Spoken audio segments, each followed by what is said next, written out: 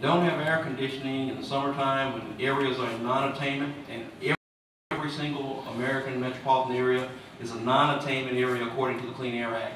So we try to come up with practical solutions. We know what the practical solution is, just like many people have ideas about bailing out the economic and financial solution today, but these are very complex and convoluted issues to try to solve, and so that's where we come at it from. It's good to do the wind and solar, and we do that, but frankly, the African American community cannot afford to ignore these other areas. And Mr. McDonald, you touched on how complex all of this is. For some of the young people who are interested in gaining more exposure to some of the different facets of this industry, what would you recommend?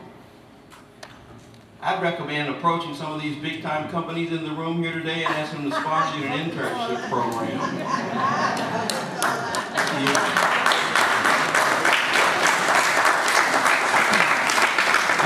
The environmental movement is not a little sandals and incense and rabbits crowd. I was here in 1981 when it was, and we had little offices up on Pennsylvania Avenue and Capitol Hill. But now their offices look like McDonald's and ExxonMobil down on K Street.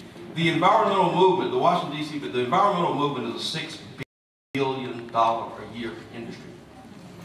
You add up the budgets of all the environmental groups, it's not a little bitty thing anymore. It's a $6 billion a year industry. You should make your impact there.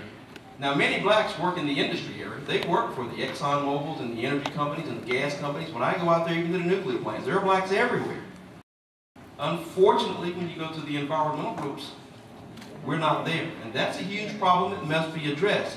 Now, we have to do that dirty business, and it makes people angry at us. But we do it. But we also try to solve the problem by implementing minority internship programs. Now, I'm old. I'm getting old and asthmatic now, so I can't do it all. My son's over here doing our video. He knows. I passed asthma on him, but my father passed it to me. So one of you, please take up the mantle. Talk to these people with the big money. Have them sponsor you with some of these environmental groups that need your brain power.